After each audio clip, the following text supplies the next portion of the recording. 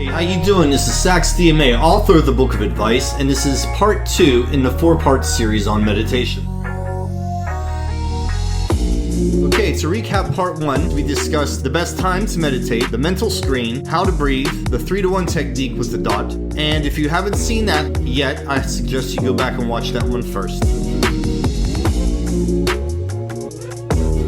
Okay, you need to understand that your brain resonates at a particular frequency, and the awakened stage, which is where you're at right now and where I'm at right now, that's called the beta stage. The frequency that the brain is operating on is 12 to 30 hertz. The whole idea of meditation is to calm your brain down to the point where it goes into the lower stages. Lowering the frequency of the brain waves, you're getting more relaxed. That's the object of meditating. Here we are in the beta stage. We're awake, we're fully conscious, and our brain is resonating at 12 to 30 hertz. Right before going to sleep, in a relaxed stage, your brain is at alpha. Alpha is at 8 to 12 hertz. Whenever you first enter your level of unconsciousness, you're entering your subconscious mind. That initial stage is called the theta stage. In that stage, your brain wave is resonating at 4 to 8 hertz. Deeper than that, and that's where you find your REM, your rapid eye movement, and such things. Now, deeper than that is your deep subconscious, and that's the delta stage, which is 0.5 to 4 hertz. Now, there's another stage as well. It's called the gamma stage, and that's a much higher frequency. That's at 30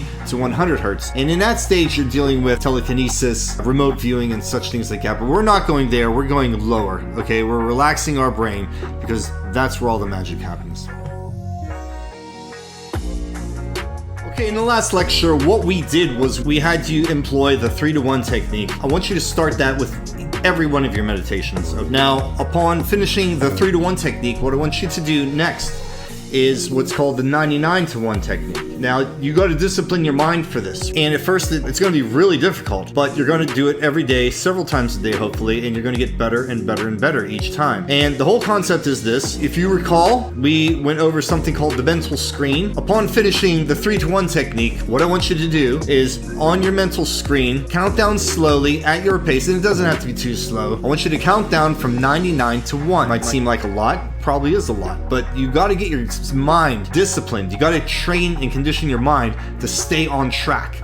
And this is one of the best ways to do it. Counting down from 99 to 1, the first 10 I'm going to tell you right now might seem easy. Once you get to your 80s, you're going to drift off and you're going to lose your attention. That's the whole point of doing this exercise, so you can exercise paying attention. You can exercise the discipline. That's why we call it the discipline of 99 to 1. If you didn't notice already, there's several guided meditations for you I provided in my channel. They range in different lengths. This is a perfect time to employ one of those. So using that, starting off with your 3-to-1, paying attention to your breathing, jumping right into the 99 to 1 is what I want you to do.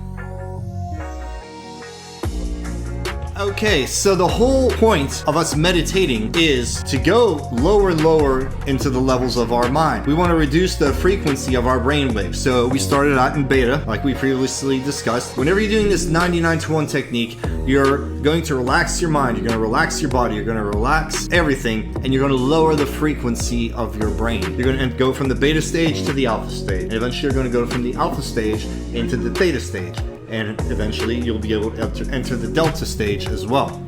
It's the whole concept of this. The 99 to 1 technique is an incredible way to train your mind to do this. You're going to notice certain physical reactions whenever your body enters certain stages of relaxation. In me, for example, I know every time that I'm at a point in my meditation that my salivatory glands in my mouth will release saliva. It happens every time. I know exactly when it's going to happen. Whenever I get deep enough, my eyes will release a tear. I know that I'm on the right path. I know that my body's relaxing and I can expect these things to happen. Whenever you're doing your meditations, I want you to take note of your physiology and your reactions that happen to you during the certain parts of your meditation. Once you become adept at this and practice this often enough, you're going to notice that they occur at the same time. That's how you know that you're on the right path, and those are your milestones to let you know that you're doing it correctly. At This may take a while for you to go from 99 to 1, and that's fine, that's perfectly fine. But once you're there, the next thing I want you to do, on your mental screen, instead of projecting numbers, what we're gonna do is we're gonna project imagery. First thing I want you to do, I want you to, your mind's eye, to leave your body. Go somewhere else in the room and look back at yourself. I want you to zoom in and out. I want you to circle the room. I want you to circle your body. I want you to circle horizontally and vertically. I want you to look up at your nose. I want you to look down at your eyelid, to look down at your ear in extreme detail. I want you to visualize the clothes you have on, the jewelry you might have on, whether or not you've shaved or not. I want you to notice every little detail as perfectly as possible. The point of this is to exercise your mind to get out of that binocular observation from your eyes that you've been using your entire life and get outside of that. Keeping that in mind, I want you to now start also challenging yourself not to move, not to fidget around. If you come across an itch, ignore it as best you can. I'm an old student of Vipassana meditation. We were trained to sit for hours and ignore the itch and not scratch it.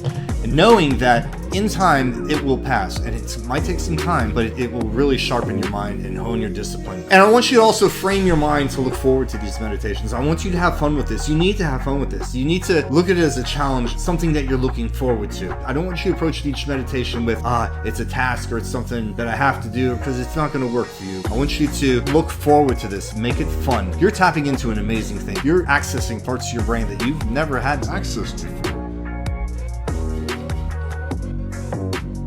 This is Sax DMA, author of the Book of Advice. The Book of Advice is available on Kindle. The link is in the description below. Once again, please like and subscribe. Peace out. The Book of Advice is available on Kindle. Find the link in the description below.